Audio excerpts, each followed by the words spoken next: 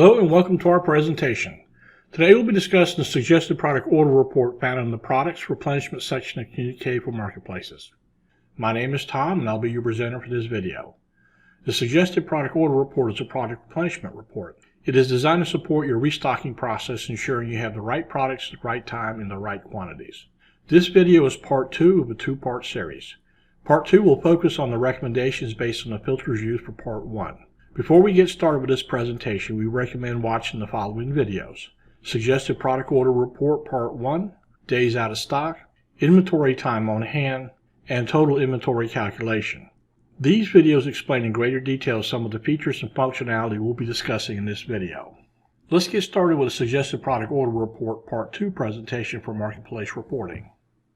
This presentation is starting where we ended Part 1 of this two-part series. Here are the same 145 products listed in this presentation as we had in Part 1.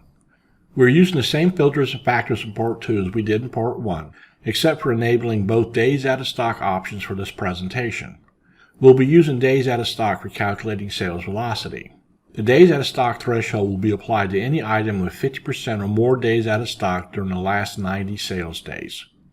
Let's look at the data columns for this report so we can explain what each column represents. The product SKU column is the stock keeping unit designation for the item. The type column is the product type. It identifies the product as either standard, kit, bundle, or an assembly. The priority column determines the replenishment priority based on the time on hand priority option selected. The priority indicates the order which you should proceed with replenishing stock. The next 5 columns are quantity columns indicating the number of units in various states of availability.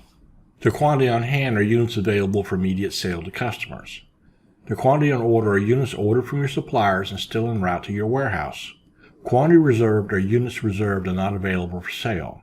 These units may be set aside for orders or still undergoing processing and preparation for sale. Quantity in transit are units in transit to another warehouse, Amazon FBA, or a 3PL. These are usually products you own but are temporarily unavailable for sale because they are in transit to another facility. The quantity total or total number of units for the product. This value includes the quantity on order, quantity reserved, and quantity in transit, since the total inventory calculation options for these values are selected. The next set of columns are the time on hand and time on hand all. Time on hand are the remaining days of stock available for sale calculated using the sales velocity. The time on hand all is the same as time on hand except it includes quantity on order, quantity reserved, and quantity in transit in addition to the quantity on hand.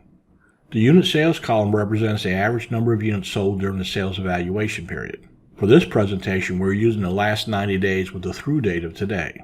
The lead days column represents the average number of days from the time you issue a purchase order for a product until the time it arrives to your warehouse. If you recall, the default lead days are 15. The lead days other than 15 are calculated using the purchase order issue and receive dates for the product. The days out of stock column represents the number of days the product was out of stock during the selected sales evaluation period. The sales velocity column are the average number of units sold per day during the sales evaluation period. The remaining columns are replenishment recommendations. The recommended units are the recommended number of units to order.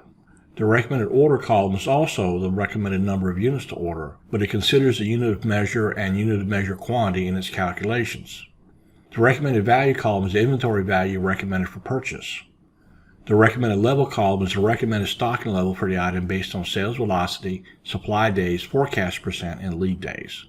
The recommended reorder point is the minimum stocking level for the product.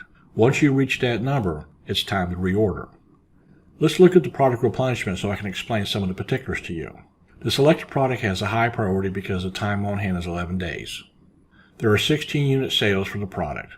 The 3 lead days were calculated using purchase orders. There are no days out of stock recorded for the product. The sales velocity was calculated at 0.178 units per day. The recommended units are 4, and since the unit of measure is each, the recommended order is the same. The recommended value is $1,095.97, meaning ordering those 4 units will cost this amount. The recommended stocking level is 6.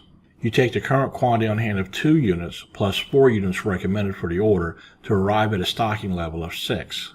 Look below and you will see an item with 71 days out of stock. Recall I mentioned earlier that days out of stock and threshold options were enabled for this presentation. This item has 71 days out of stock, which exceeds the 50% threshold. The days out of stock and velocity data cells are highlighted money green. The color coding indicates this item did not use the days out of stock to calculate the sales velocity. This visual indicator is an easy way to spot those products with days out of stock exceeding the preset threshold. Let's filter by high priority replenishments. Hover your mouse over the left side of the priority column until a filter image appears. Click on the filter button to view a list of unique values found within the priority column from a drop-down menu.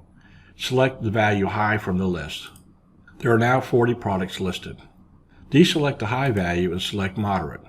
There are now 3 products listed. I think you get the idea about column filtering.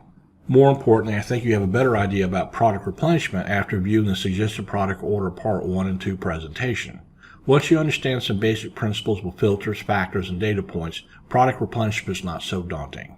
This concludes our presentation of Suggested Product Order Report Part 2 found in the Products Replenishment section of Communique for Marketplaces. Reports are crucial for any business, especially yours. Marketplace reporting provides you with better reports so you'll have better results for your business.